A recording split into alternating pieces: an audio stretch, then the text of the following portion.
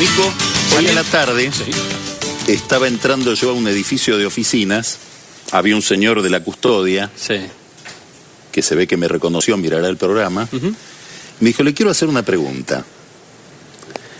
¿No era que si había acuerdo con los holdouts, o mejor dicho, no era que si no había acuerdo con los holdouts iba a venir un ajuste tremendo? Bueno, ahora anunciaron el acuerdo con los holdouts y a mí me están matando. O sea, el señor está esperando que hoy caiga alguien con una maleta de plata a dársela, un efecto absolutamente inmediato, ¿no? Sí, no, la idea de que si había acuerdo con los holdouts no iba a haber aumento del gas o de la luz. Me parece que es esa la idea. Bueno, entonces es un poco, digamos, sobreponderar, digamos, los efectos. O hay una mala explicación. O hay una mala explicación, ¿no? Uno ahí podría decir, arreglar con los holdouts es una condición necesaria, como otras tantas, para que la economía pueda funcionar. De ninguna manera convierte esta economía en un paraíso, ¿no? Pero nos aprestamos a salir del default. El viernes que viene la Argentina va a estar pagando a los bonistas que no entraron a los canjes de 2005 y 2010, muchos de los cuales litigan contra la Argentina durante mucho tiempo, y es un dato muy, muy importante, en mi opinión, ¿no? Venimos de una economía que pudo aislarse de los mercados internacionales por un tiempo largo debido a condiciones externas muy, muy favorables y un punto de partida del cual salíamos con mucha capacidad ociosa.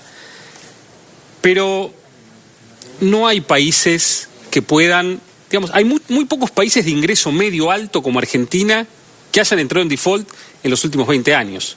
Se implementaron muchos mecanismos para que lo eviten, el Fondo Monetario Internacional, etcétera.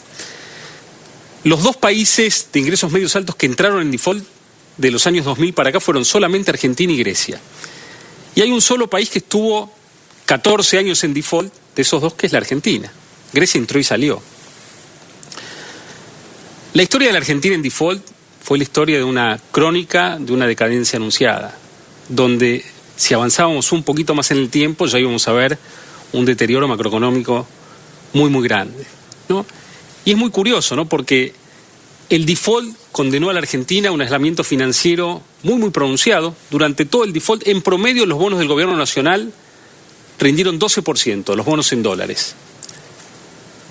Si esa es la tasa del gobierno, imagínate cuál es la de las empresas, la de las familias. Para las empresas significó no poder, digamos, incrementar su maquinaria, su tecnología.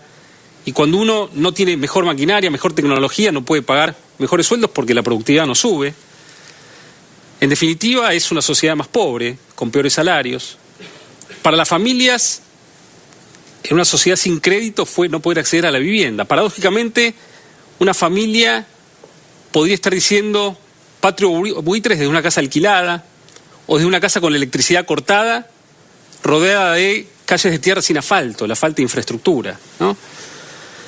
Entonces, salir del default va a generar las condiciones para que la Argentina pueda volver a los mercados, suavizar sus ciclos económicos.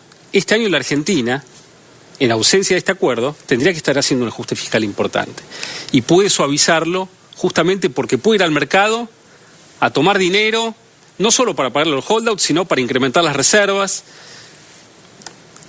En los años 70, 60, el padre del actual secretario de Comercio, de Miguel Brown, Oscar Brown, un gran economista de origen marxista, acuñó el término de stop and go, los ciclos de stop and go de la economía argentina. Claro, cuando había una cosecha buena, cuando subían los precios internacionales, la economía podía crecer, subían las importaciones, entrábamos en déficit de balance de pagos y en ese momento había que frenar la economía porque nos quedábamos sin dólares.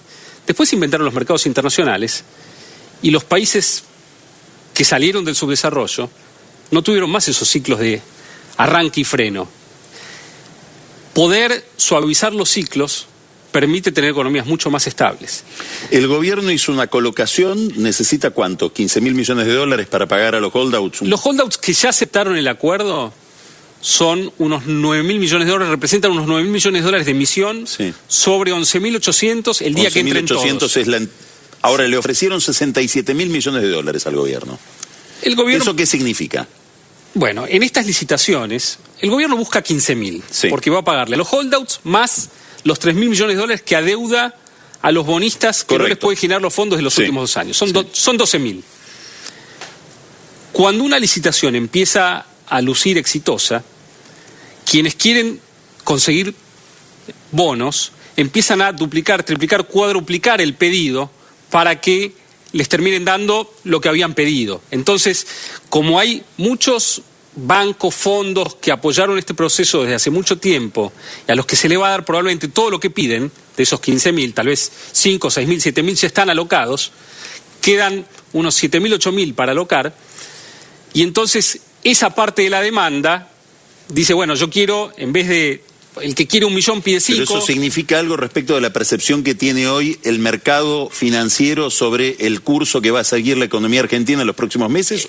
¿O es solo un problema de ofrezco más para conseguir lo poco que quiero? Si el mercado no tuviera una percepción optimista y positiva sobre el devenir futuro de la economía argentina en términos fiscales y de crecimiento, no estaría yendo con tanta fuerza a la licitación. Y por eso es muy probable que el gobierno pueda salir con tasas mucho más bajas que las que se pensaban hace 1 o 2 meses, y probablemente coloque el bono de 3 años cerca de 6, el de 5 años cerca de 7, el de 10 años cerca de 7,5, y el de 30 años por encima, ligeramente por encima de 8% anual en dólares.